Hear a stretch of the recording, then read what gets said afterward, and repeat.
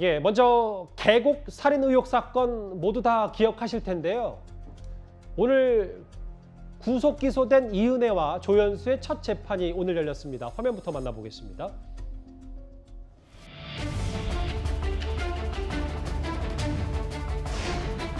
계획적 살인 인정하십니까? 고인과 유가족들에게 미안하지 않으세요?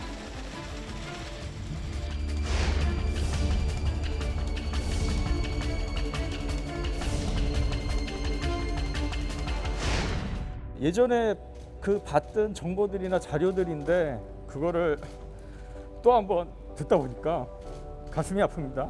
예. 많이 애석하고요. 들어올 때 전혀 고개도 안 숙이고 반성의 여지가 없었던 것 같습니다. 많이 힘들었고 고통스러웠는데 지난 3년 동안 저희가 겪었던 고통, 이은혜, 조연수 그 사람들이 다시금 저희와 똑같이 그렇게 동일하게 그렇게 겪었으면 하는 마음입니다. 그런데 오늘 재판 계곡 살인 의혹 사건 20분 만에 끝이 났어요. 왜 그렇게 된 겁니까? 네. 그러니까 이제 이 재판에서 이은혜의 그 변호인 측에서 이 검찰이 제출한 게 증거 기록에 대해서 자신들은 보지 못했다. 그것을 복사해서 열람할 수 있도록 해달라라고 요구를 했고요. 그것을 이제 재판부가 받아들이면서 이제 다음 이 검찰의 증거 기록을 복사 열람한 이후에 재판을 다시 열겠다. 이렇게 결정을 하면서 재판은 굉장히 짧게 끝났습니다. 그런데 이제 이 검찰이 제출한 증거 기록이 워낙 방대하기 때문에 이것을 복사해서 열람하는데 한 3주 정도의 시간이 걸린다고 합니다. 그래서 아마 그 이은혜와 그 조연수 재판은 아마 한 3주 이후에 다시 재개될 것으로 예상이 됩니다. 재판정에서 고개를 들고 태어냈다. 질문에도 담담했다.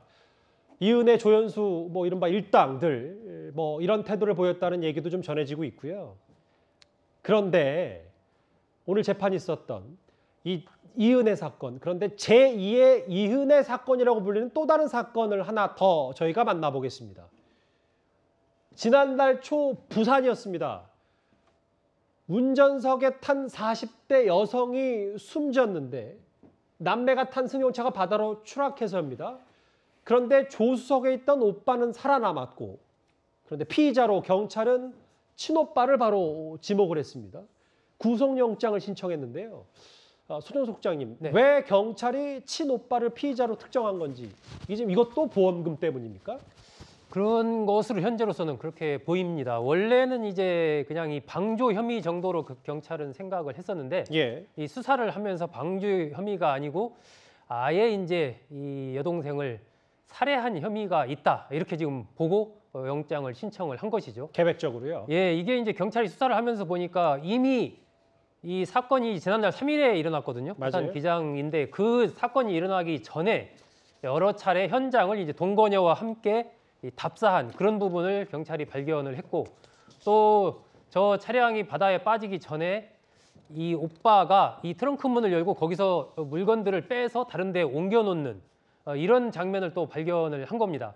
그래서 저 바다에 빠지고 나서 차에서 이제 오빠는 헤엄쳐서 나왔고 119 구급차에 탔는데, 그때 이송되는 과정에서 구급대원한테 내가 아까 그 차에 빼놓은 물건이 있다. 그거 좀 가져다 달라. 이렇게 해서 그걸 이제 가지고 갔거든요. 이런 등등이 경찰이 보기에는 사전에 이 범행을 계획한 것이다. 이렇게 지금 보고 있는 것이고, 그래서 영장을 신청한 것이고, 동거녀는 또 이제 구속을 또 한 거고, 이런 흐름으로 지금 가고 있어서 제2의 이은혜 사건이 아니냐 지금 뭐 이렇게 얘기가 나오고 있습니다. 그런데 지금 친오빠가 영장 실질 심사를 앞두고 잠적했기 때문에 경찰이 지금 추적에 나선 새로운 국면도 맞이했습니다.